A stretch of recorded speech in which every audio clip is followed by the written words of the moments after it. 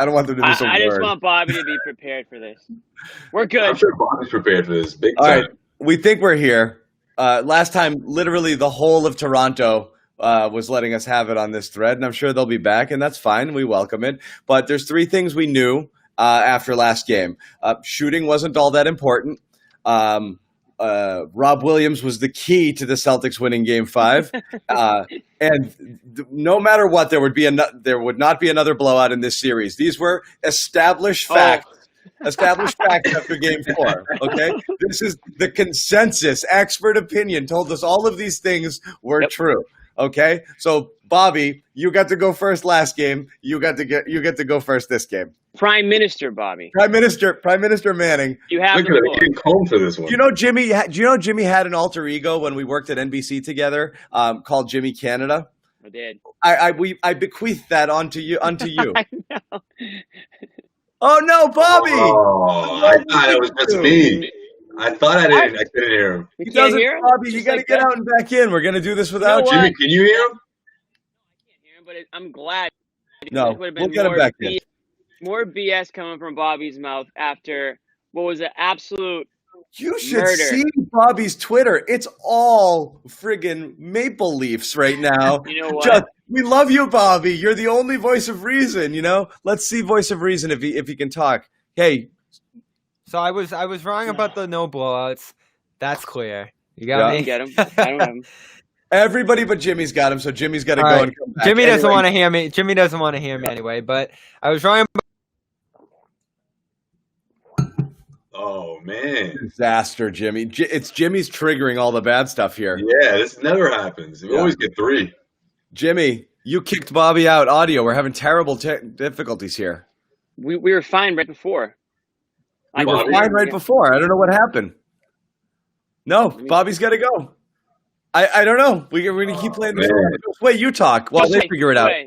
Why doesn't Joe Sway start since everyone can hear him?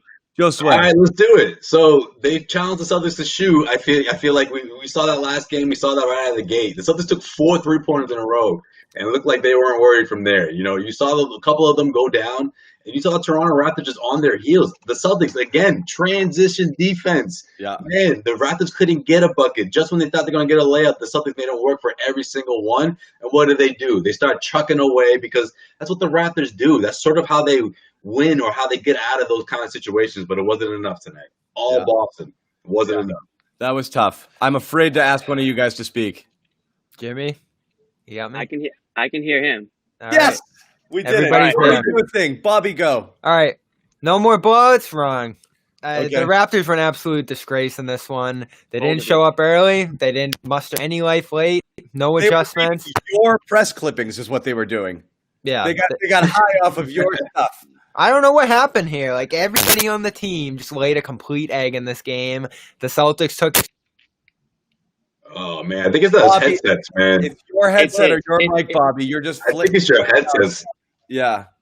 I got to get ready. It's his audio. It's his audio. Yeah, he's having problems. It was a rough game all around. Look, all right, let's go down the line here. We'll start with, obviously, from the Celtics' point of view, the thing that you had to see, that you really wanted to see was Jalen, right out of the gate. And he missed his first 2 threes, and then he missed a little pull up in the lane. He hit his first 3 of the game. Oh, okay. No, the very first one, yeah. And then he missed 3 in a row. And then he missed a little pull up in the lane, and I was like, and then he got confused once on defense, and I texted you guys like, like he looked like he was kind of thinking, and that's a bad Jalen, you know? Like what we saw 2 days ago. Yeah, and it was really worrisome for a little bit there, and then he just got aggressive, that was it. Jimmy, you kept texting like attack. Makes a huge difference. And again, the Celtics, the threes weren't going down early, not at a great clip. They still started kind of cold. But again, 20 points in the paint early. They were really bringing it, and they got aggressive. Obviously, the defense, they clamped down the whole game. But offensively, they didn't just rely on just chucking. They went at them. Right, and this is kind of what I said after Game 4. I was like, Jaylen Brown's not, to me, the type of shooter that I don't really want to watch him shoot his way out of a shooting slump. You gotta get your points in other ways. And actually, before the game, the guys on TNT pretty much said the same thing: get to the line, drive to the rim.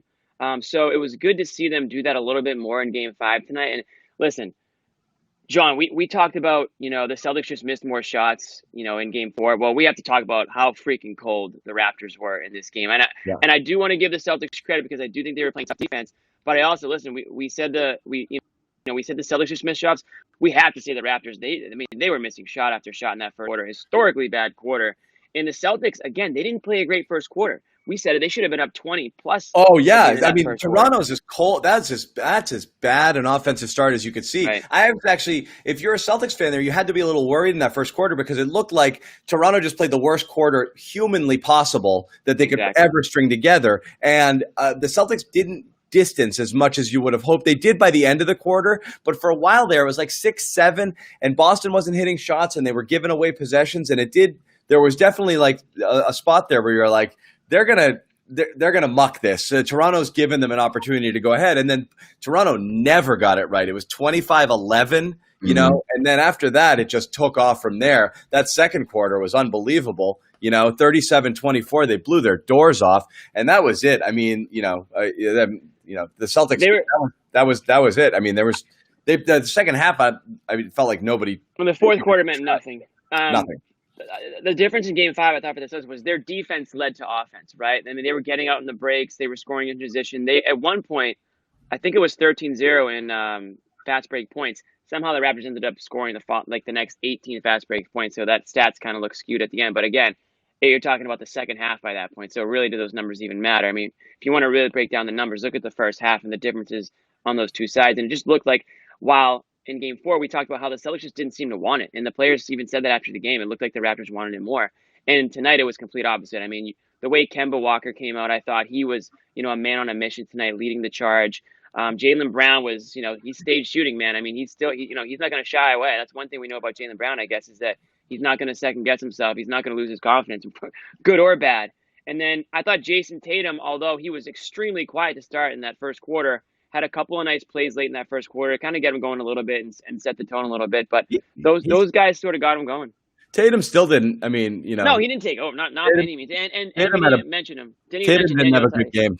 No, he didn't. But he didn't really. But you had really a balance. You had a balanced game. Yeah, you had a balance. Right, he didn't have to, and which makes me think about the next game. Like Game 6, Tatum could go off. This could be enough to send Toronto Raptors home packing. But yeah, I think, to Jimmy's point, I think the defense was the difference in that first quarter. It was like 6-point lead, but the defense was more than enough to keep the Celtics in that spot, and then it triggered their offense. You saw guys being more aggressive and going to the rim. There was no one being really aggressive from the Toronto Raptors. Kyle Lowry, of course, here and there, but you didn't see anyone sort of try to take the initiative. Let's talk about Kyle Lowry, okay? 10 points, 8 field goals. I don't know where he went today, okay? 3 turnovers. Boy. 3 turnovers, minus 23 in 34 minutes. Is this your king, Toronto? Is this your king? This is the guy. He ran out of gas after the first half. Streaming comments last game. Kyle Lowry is a champion. God. 8 shots. I mean, where was Kyle Lowry today, people? Oh my goodness, Jimmy, answer for your boy. Kyle Lowry was. No, Bobby, answer.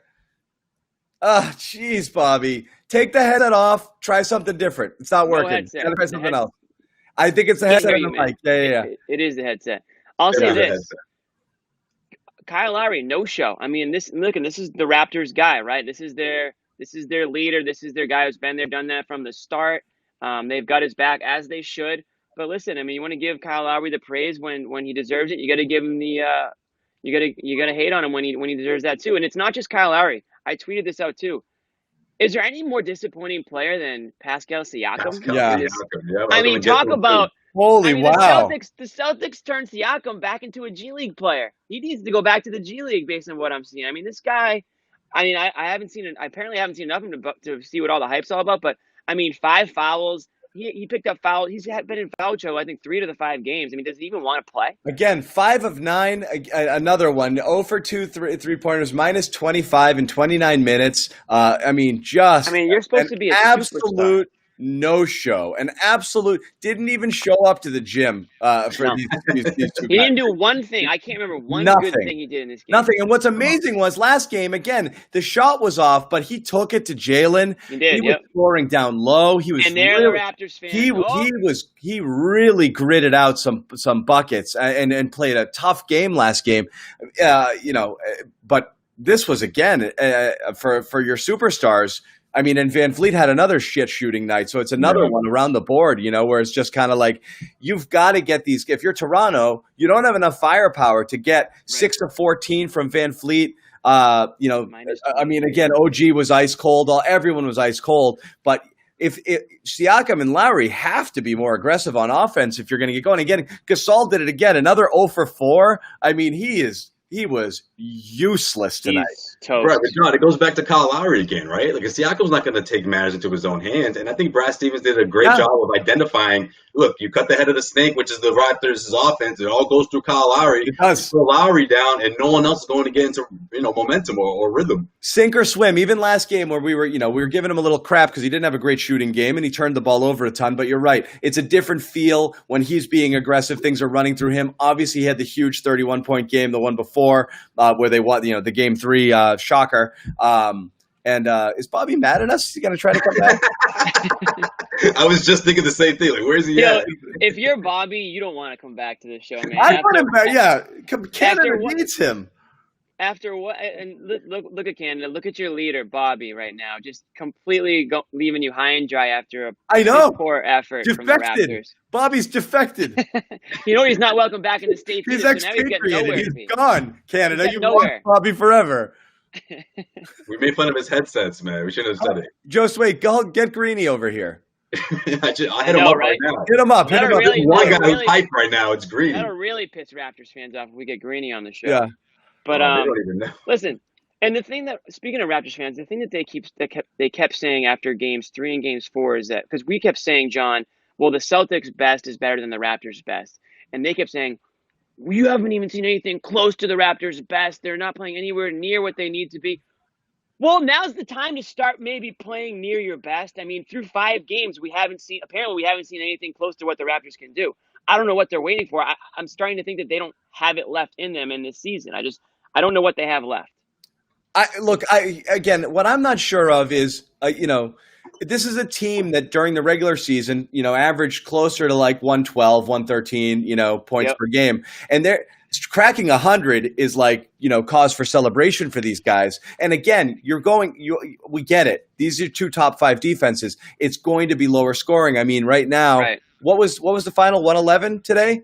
I mean, the Celtics, the two high water marks are 112 and 111. So it's hard to get there. But have you seen a game again? If you were from another planet, this is the first series of basketball you've ever watched. Would you come away from it thinking like this was a really, really good team that's yet to play its best game?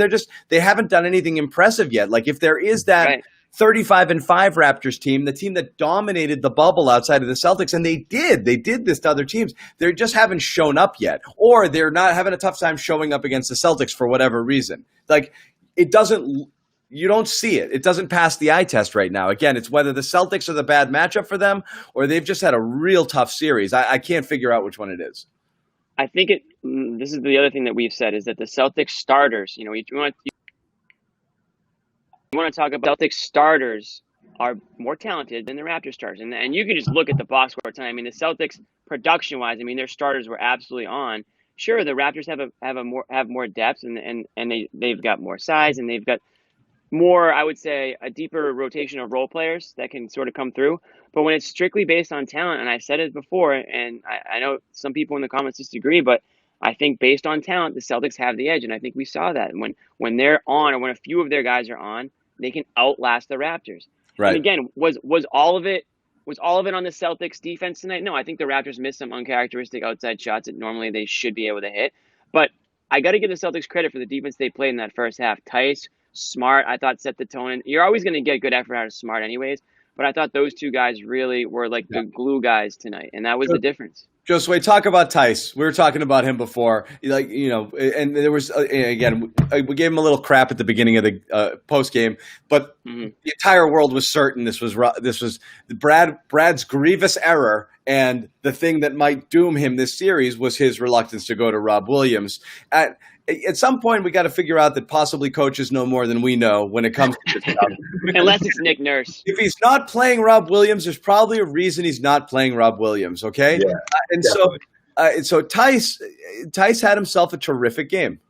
Yeah, and I thought it was interesting how, but before the game started, I was watching Celtics pregame, and Kendrick Perkins said that he thought that was the most important matchup, that the center position, the way he worded it was, whichever team wins the big man matchup is going to win this one. And I was like, looking at it that way, then I love the Celtics' chances because of Daniel Theis, because of what he does on both ends. My only concern was, do not get too fed up with the referees. And he almost did. I thought at one point someone's going to have to grab him, but luckily the Suns are up by 20, so he was able to cool off. But yeah, no question. It's not only because of what he does on defense, but offensively, he's just a problem for the Toronto Raptors. He's a problem whether he's out in the perimeter, he's constantly down low. You see him, the main beneficiary. Right. Hey, if OG doesn't hit that incredible shot, everyone is talking about what a play from Theis, what a pass from Kemba Walker in that minute. Yeah. But what a finish from Theis to not only have the hands to grab that pass, but to bring it up as quick enough as he did. You left 0.5 on there, but still, you know what I mean?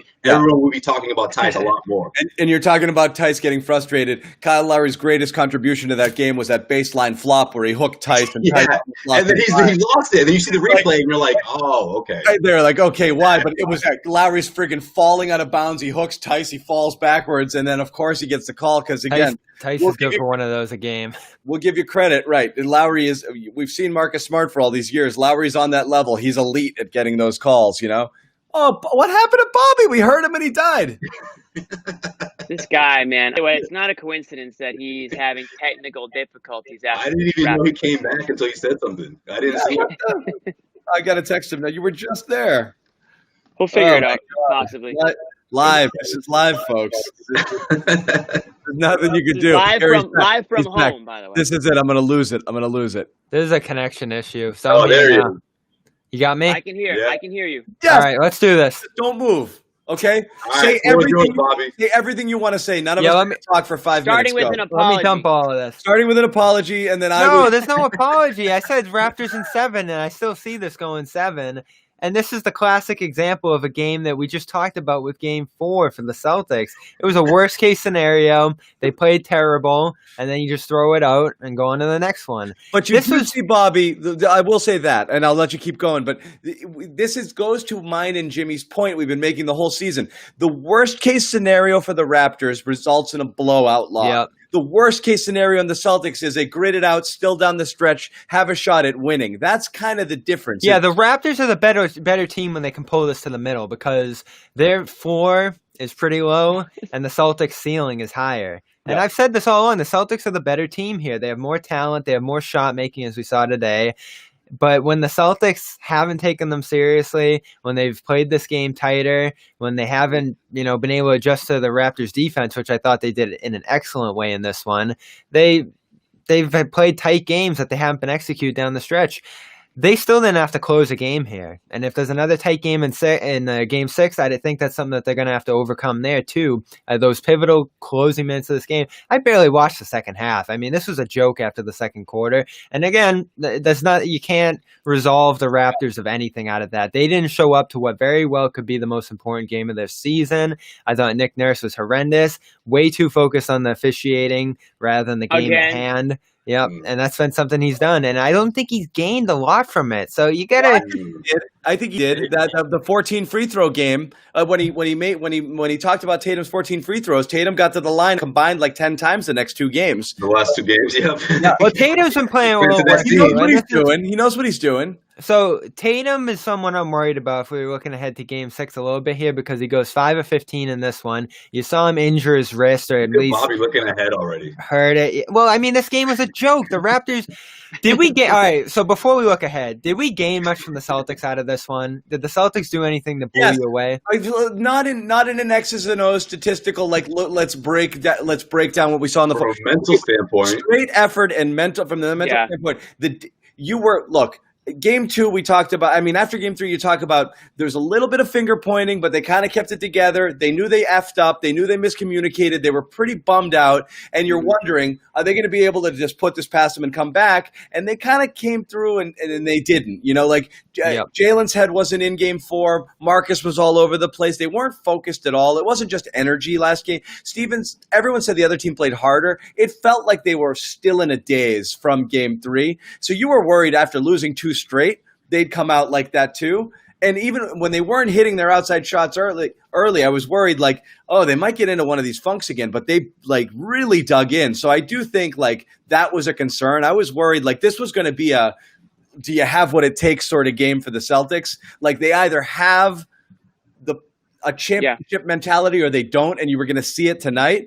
And again, they didn't play an A+ game, but they played hard, and that was important. So that's the one thing I learned from this. I think that's what's so important for this team, this whole series for the Celtics. And Bobby, you talk about you're talking about the Celtics being the more talented team. I think most people know that already. I think everyone was going into the series thinking, can Nick Nurse out-coach Brad Stevens? The last game, he certainly did. But this game, this one goes to Brad. It's almost like this chess match between these two coaches keeps going back and forth here. And if you ask me, it looked like Brad Stevens took a page out of Nick Nurse's coaching book from last game, because it seemed like he was trying to force these guys to shoot. Kyle Lowry took all of his attempts almost throughout that first half from behind the arc, just chucking up threes. That's exactly what Nick Nurse made the Celtics do. Forced someone like Kemba Walker to jack up 11 3-pointers in Game 4, excuse me. Right. On the Garden Report preview that we did, us three guys, Joe Sway and Bobby and Sierra, one of the things we talked about was what the Celtics need to do differently to win Game 5. I said composure. I thought that the way that they came out in Game 4, they were still reeling from Game 3. So to John's point on, did we see anything out of this game? That was one thing I was looking for, is how do they respond to adversity, right? And I thought that they came out a team just on a mission tonight to say, listen, Game 4 was a fluke. That's not how we play, and we're gonna make sure that we don't come out and do that again. We don't want to be in a position where we're now losing 3 straight to the Raptors, and now we're on the brink of elimination. So to me, that's what I saw. It wasn't like one player did a 180 on me in terms of, like you just mentioned earlier, Jason Tatum. Still got some things to worry about with Tatum as a player, but the Celtics as a team, I thought they came out and they showed a lot tonight. Tatum's got that weird Tatum's got this sulky, mopey, weird body languagey thing. He just seems it's like a swag thing. He's not a killer. He's not a killer. I'll tell you what it is about everything right now. I don't know. He can't be the ball handler in the series because they're blowing him up on that pick and roll. He's turning it over, and Kemba's been in better control. He's been the more authoritative figure in the series, and that's fine. He his way out of that. Yeah, and oh man, this is, we saw it against Milwaukee a couple of times this season when the Celtics couldn't get anything going against all their length. It's a similar situation here with Toronto. Kemba can just slide in between all these different spaces. And he's there, and he just he's such a menace for these opposing teams. He's like a wizard out there, man. He's been the MVP of the series by far so far, and game in and game out, he's putting out excellent shooting performances. 53% in this one. He said he was going to shoot more. He did. I thought he was more authoritative early in this one, and they don't have an answer for him on the other side. His 3-point shot was a little off tonight, but overall, he's the guy. He seems like he's the guy out there, right? And everyone's kind of thinking that maybe Tatum would have taken on that role as the guy, right? But I think it's been Kemba, because this Game 3 performance, even though they lost that game, was unreal. Very uncharacteristic Game 4, and in his defense, he came out and he answered the bell because he knew he had to play a lot better than he did in Game 4.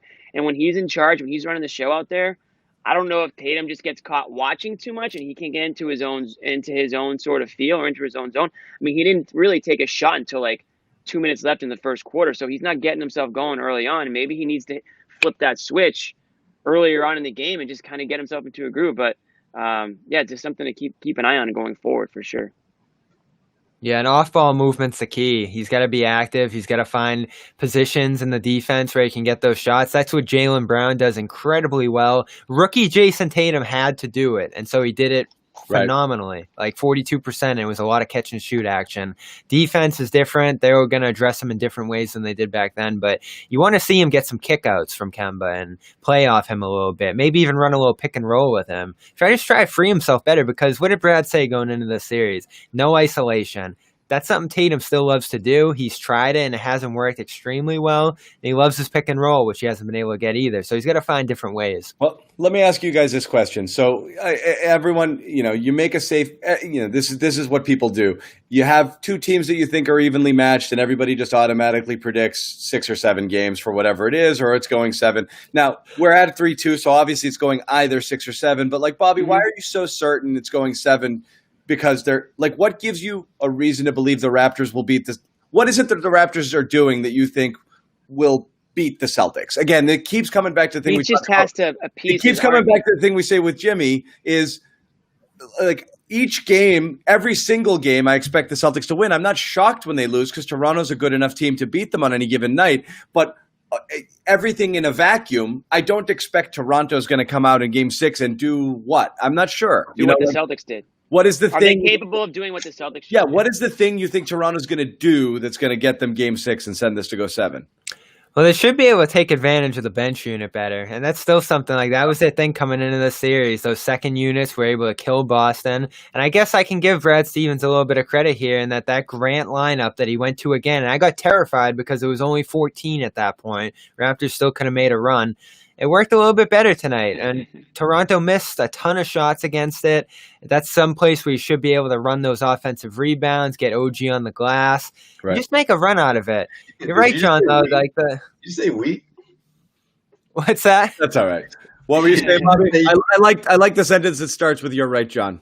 Yeah, no, you're right. They're dwindling out of options. You see them go to Matt Thomas in this one, and he had a good game. Honestly, he can shoot. Honestly, Matt Thomas is one of the best outside shooters going right now, right? Yeah.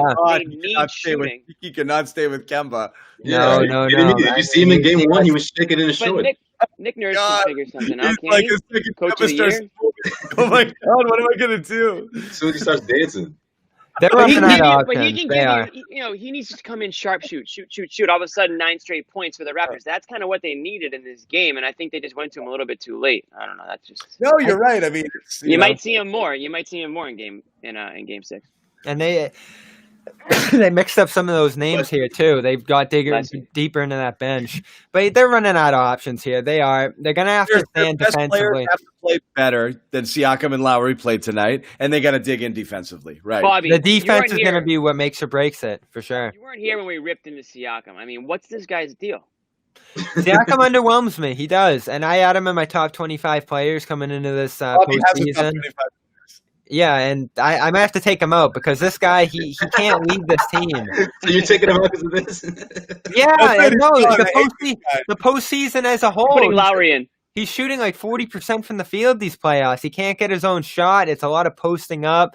They can't get him free for his corner 3, and he just seems for a player who's supposedly a star and becoming the star of the Raptors, he seems so limited. Like, I feel like this guy, he's not Giannis in physicality, but I feel like he could be a Giannis. He's a bigger, ball-handling, long big who can, do some activity on the drive and shoot. He can shoot better than Giannis. I don't know what he just doesn't carry a big authority on the court. I feel like he's kind of a like a jack of all trades, master of none sort of guy, though. Sure.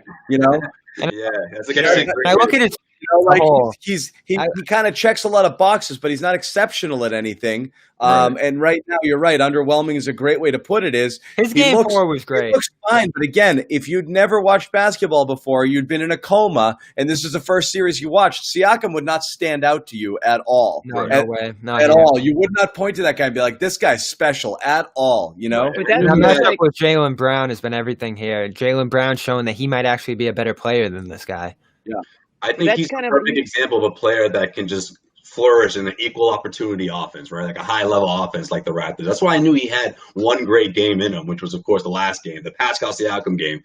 But Bobby, you asked me after that game, does Pascal turn it up from here? I said, absolutely not. That was it. That's all he has. And he's going to give you some contribution here and there, but if the Toronto Raptors are going to rely on this guy to save the series, forget it. It's not going to happen that way.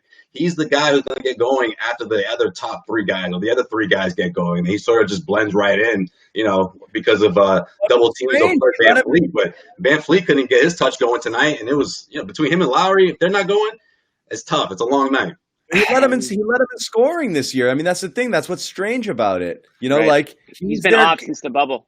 he's their guy, and he didn't have a good bubble either. And people were like, "Well, it's the bubble, and they're not playing for anything." And sure, but he never kicked it. He never kicked it back into gear. Wanamaker played 28 minutes tonight. Wanamaker was their entire bench. Holy wow! Let's give him his due. He was 15. I knew he did well. 15 points though. 20. I didn't realize he played that many minutes. He hit a couple threes. That second quarter was all him, and Brad rode him. He was in and out of a lot of. Yeah, I was just gonna say that second quarter with that lineup that Brad had in there. I loved it when he had both of what was it, Jalen? No, well, at one point he had all three, but before I want to hear some feedback from you guys on that. Yeah, Kemba and Tatum out there.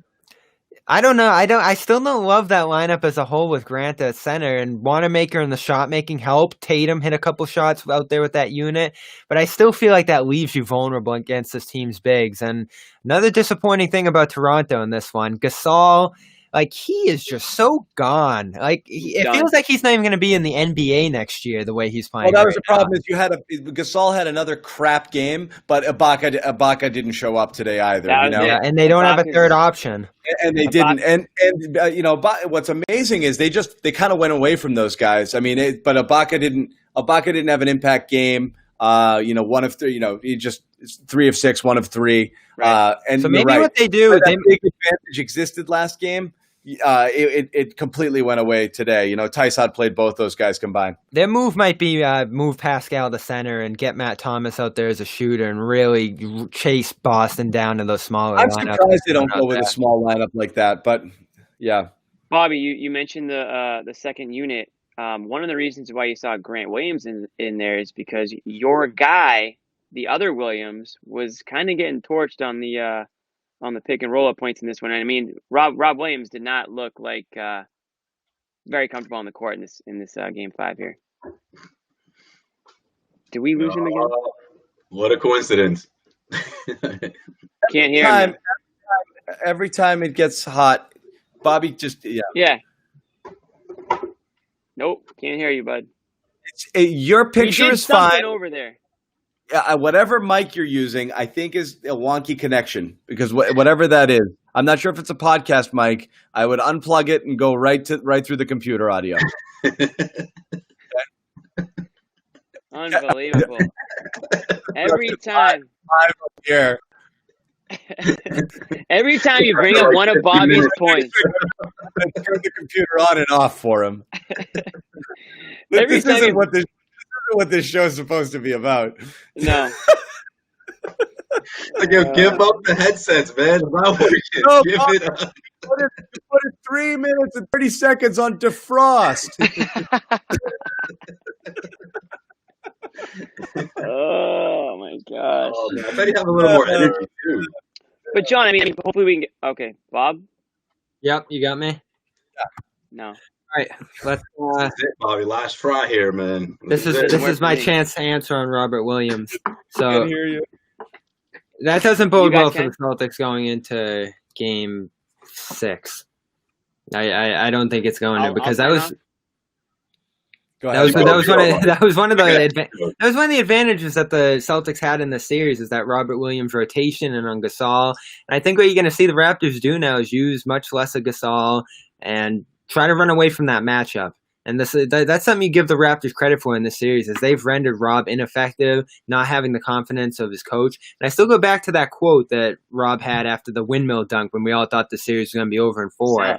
He was afraid that Brad was going to take him out at that moment. So there's something there between Brad and Rob that just isn't meshing right now. I think it's a time bomb. Listen, people forget, Daniel Theis has been a professional for longer than pretty much. Put it this way. You need 2 centers, though. You need 2. I get that. It's again. Go ahead, Josue. Yeah. Go ahead. No, I just want to reiterate the way Theis is playing right now. You have to take advantage of that. And obviously, Robert Williams going to have a short leash. Theis, what was it, last year, the injury that ended his season? He was in a really good stride, and he's finally returned to that stride again. And I just think Brad's going to ride him because he's a big Theis guy. He's been, coaching him the last 3 years, and I just think in this matchup, he's been great. It's flown completely under the radar. I'm telling you. No matter what, it's again with both bigs. we always use. I've been using this phrase since the Philly series when it came to Cantor. You're always trying to survive those bench big minutes. You're trying to put a guy out there at a point in the game where you think wasn't Rob something that they were just rocking Toronto early in the series through his minutes? Like we were seeing the massive plus minus numbers with him. It was an advantage, yeah. It was, and Brad went away from it. But I always think, again, maybe it's an eye test. The numbers say one thing, Brad's seeing something else. There's no question about it, and he's nervous about it because he sees, all of the things that Rob Williams does. Look at it. And the TNT announcers picked up on it immediately. The second Williams entered the game, Toronto's entire game plan is go at this guy. And that's what they did. They picked on him, and Brad was like, I got to get this guy off the floor. So what do you make of Grant's game tonight? I'll let someone else go. I thought he was close. I thought he was.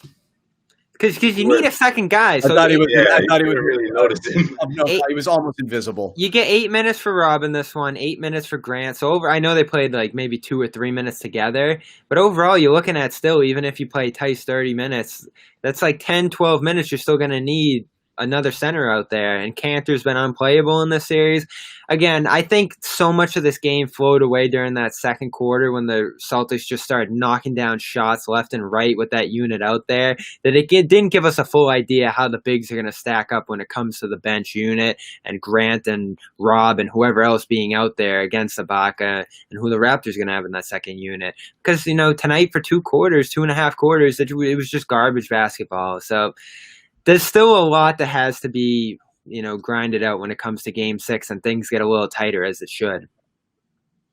Yeah, no doubt. And I think you're right. The end of that game, you're not really going to glean much from that. But, Jimmy, how you got us? You got us good?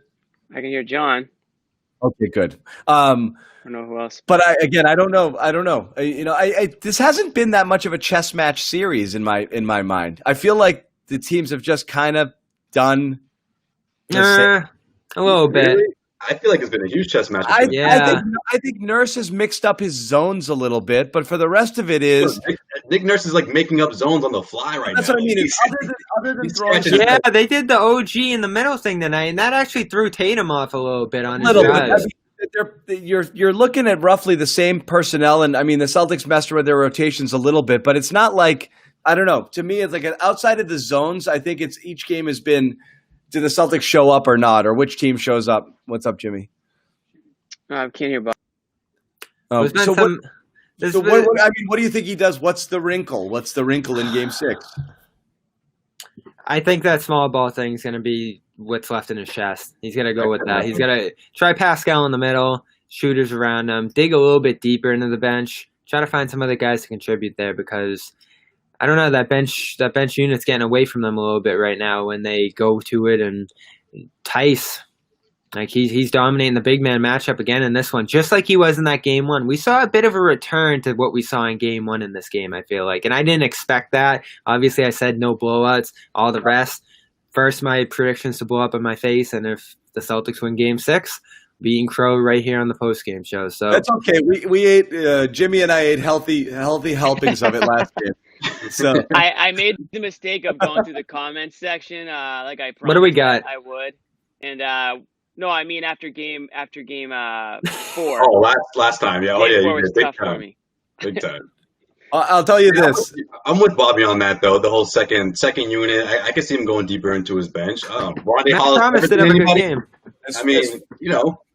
Give him some minutes out there, some touches, see if he can, shake things up a bit. This team is a team that had 100 points off their bench, record-breaking 100 points right before they started their series against the Celtics.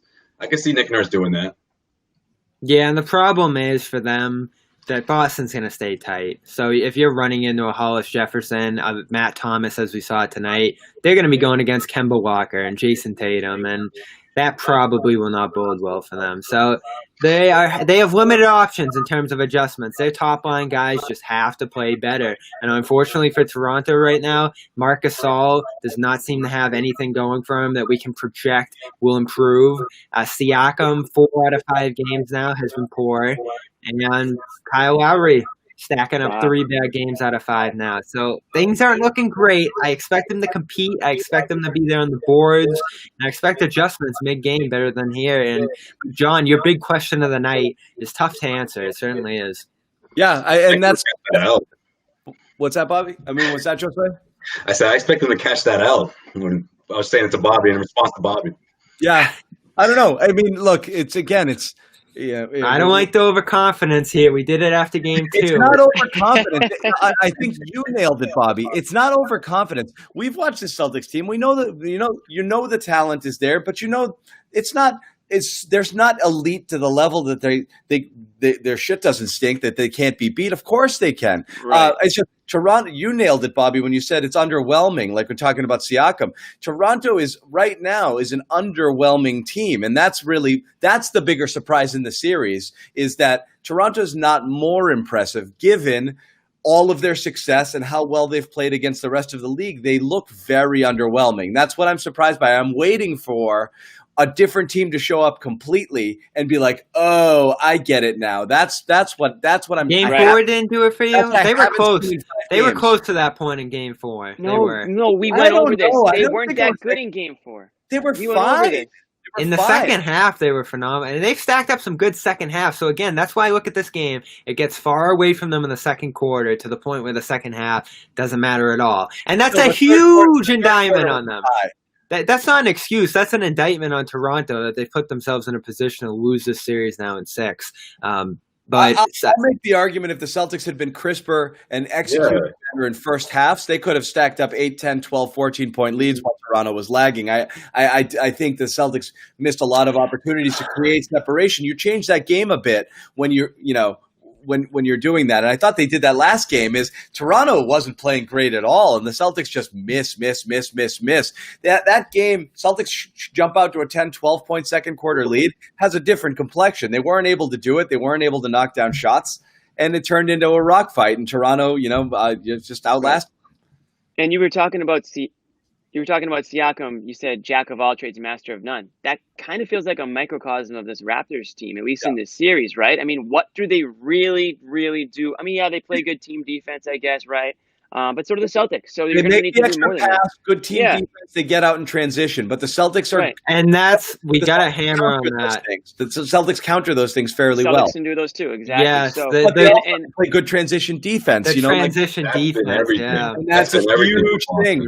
That's a big thing that's messing with Toronto right now. And we had one comment show up right here that said, Siakam's capable of scoring 25, 30 points a game.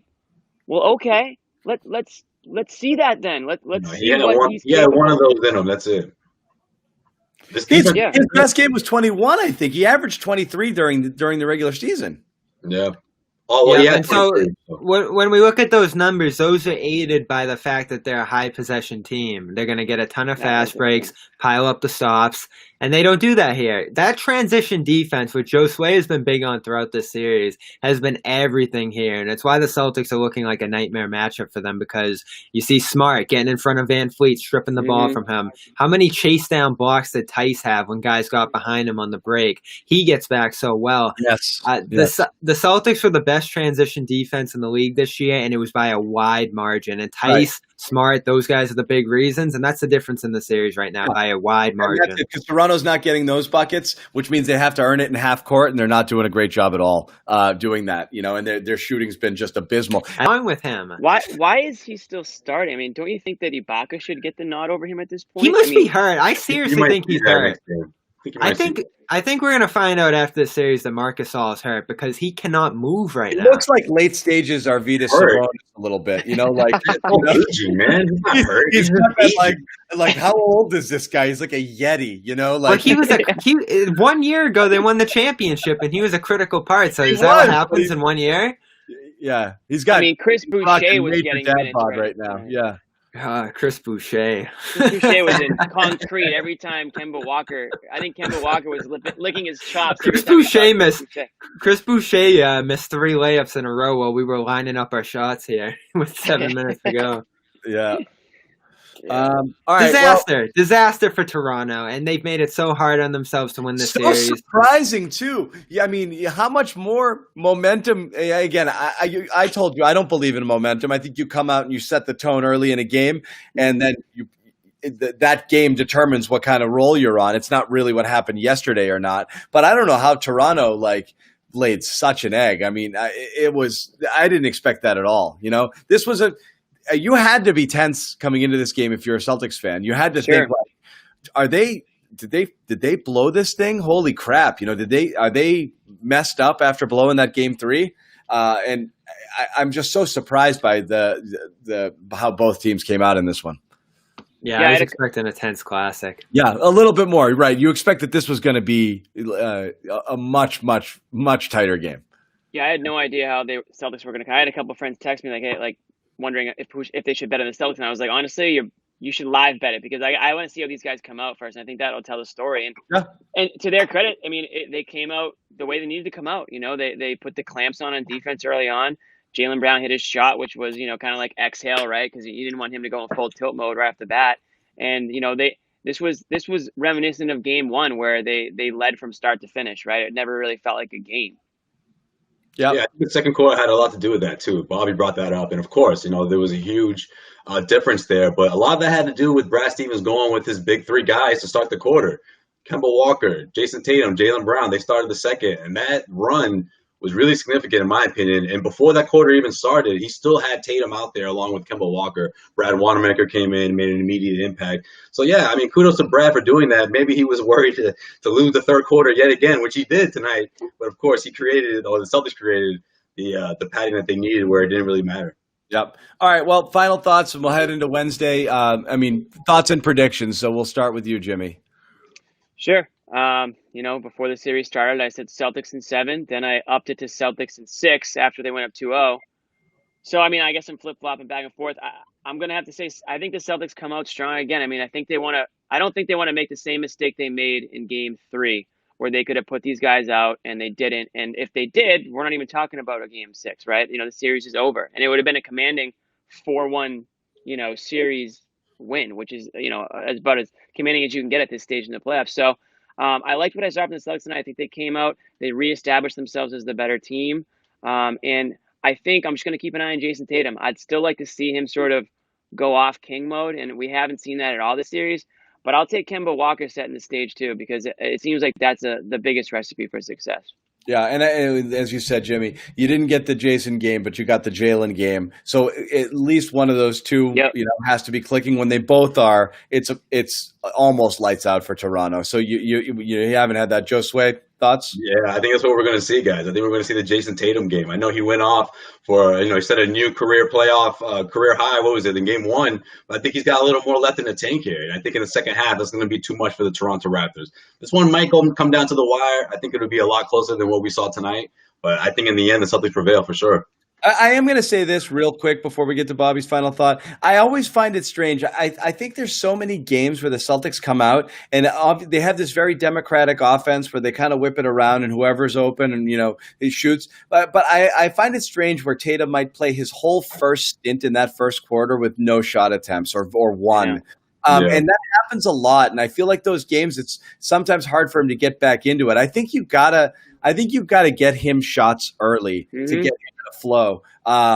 And sometimes they don't, and it is strange. Yeah, I know the rotations have changed a bit now, and he's staying in a little bit longer into that quarter. But those games where he'd come out at the 6-minute mark, there are some of them where I feel he had no or one shot attempt only, and that's strange to me to not try to get him going. So I'd like to see Brad force the issue a little bit there and run a few sets through him just to get that, going a bit. And look, if they overplay him or they're trapping or they're coming out on him, obviously he's got to swing it and move it. Maybe part of that's Toronto's just not giving it. So you take what the defense gives you. But I want to see them force the issue a tad, get him good looks. I want to see him get a couple of threes, cranking early. But Bobby, your thoughts? Yeah, to continue on that too, I think something I'm noticing with Tatum is that he's a canter screener. He loves canter screens, and that's something he hasn't gotten in the series. Like I see Kemba as a Williams guy. He likes Williams screens. You see the chemistry between them. Smart is a Theis guy. Like each one of those ball handlers, they prefer one of those different guys.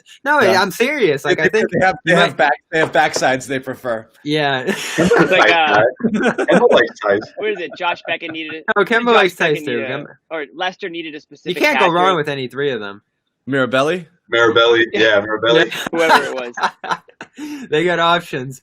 And no, you know what's true too? When you run those Grant lineups, you don't have a screener at all. So that's something you have to consider too when they get into those second units. And that's my key for game 2.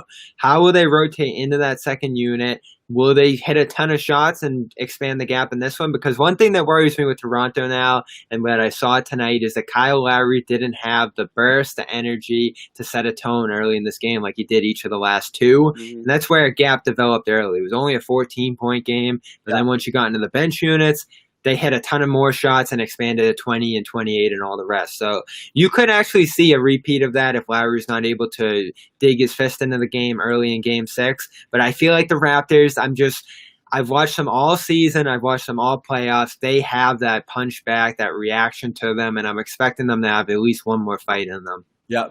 For me, what I'll say is, you never know if they're going to be falling or not, but just to me, value those possessions. When they have those times where Smart's playing a little loose and he started with a travel tonight, or Tatum's holding the ball too long at the top of the key and ends up taking that super contested 3, which again he makes, and those are daggers when he does. But just value your possessions, because if you string enough good ones together, I just think it's going to be hard for Toronto to overcome it. When you give them easy outs by turning the ball over or forcing yourself into situations where you have to take bad shots, I think that's what gets them in trouble. And that to me is the key, is just stay focused on every single possession, one after the other, certainly early in the game. Because those ones where they can't get out of their own way, I think it's just like you're allowing Toronto to kind of hang around there. So that's what happened in game 4, I feel like, too. Those long misses. It gets their fast break going and then forget it. They're all long misses, fast break going right. Just value the possessions, get your shots. They fall, they don't fall, but go, stay attacking, be aggressive, and just do what they were doing here. And that's what I'd like to see. But I don't want the Celtics to fall in love with the 3-point shot if it's not falling. I liked that they got aggressive and drove to the hip. It looked like they were finding some gaps in that zone defense, and they were getting to the rim. Bobby probably could scientifically break that down a lot better than I could. Marcus Smart did a good job with that, yep. Yeah, I'm sure that we'll probably see some. What's their record when their first basket is a Marcus Smart 3? Undefeated. I feel like that's a good omen, right? He's been the barometer for this team in this series, and he had another good one tonight. 50% shooting. He was a little more in control. A little more control, because I was a little worried at the beginning, and he strung together a really good game. So let's wrap it up. Canada bailed on us this game, so we don't have. The trolls aren't out there. The trolls aren't out there. As they're in bed early. One thing we have to mention. I got a fantasy draft in 30 minutes too, so I gotta do some prep. Anyway, Celtics lose and they come back in a couple of nights and they start talking smack. Oh man, I'll look forward to that. They will. You got to be consistent. I want you here all the time. Okay. I did my best, guys, tonight. I need your help. Yeah. Well, right. Bobby conveniently had technical difficulties every time we were going in for the kill on him, so we're gonna have to make sure that he gets. He was. Guys, one thing we didn't mention. One thing we didn't mention that we have to mention is that Jaylen Brown dunk. Oh my God. Man. Shattered OG for the rest of the game, too. You didn't see him after that. That was like he was just, you're right, Bobby. I had no clue he could get that reach. I mean, that was just from standing. It wasn't like he had a running start or anything. Mm-hmm. I mean, he just exploded. That was like fascinated him. That was just all his frustration. That's what cracked me up, because I think OG didn't realize. He was like, "Wait a minute, we're too far from the rim. How did you?" He was like, "How did you extend that?" Good pass by Smart to set that up too, right in the flow. Oh my God, it's like that was unreal. That's where the game blew up. Theis had blocked a shot on the other side. Brown throws that down after they hit a bunch of threes, and Raptors gave up. He does that. He gets that I'm gonna dunk this, and a couple times he goes up, and you're like, you're way too far. Yeah. Those times, I was like, dunk this, and he did. Go gadget arm. Yeah. Exactly. All right. Yeah, that was Probably amazing. doesn't get the reference. Right. Now you get it. Right, old guy made it. Jimmy helped me. Thank you. Yeah. All right, so we're back. Game 6 Wednesday night. Toronto, join us. You know, Please, Yeah. come on, it's on. Dinner's on me. Come on. we'll do this. Raptors. We promise. We'll be nice. We won't even win or lose. Okay, you're welcome back. Okay. I'll be wearing all black. Yeah. Oh, you're gonna let her out? Welcome back. All right, guys, let's see if we get a 7. I think That's we it. will. I don't know. For Jimmy Toscano, Josue Pavone, and Canada's own Bobby Manning, we're gonna. Prime Minister. We'll see you guys on Wednesday.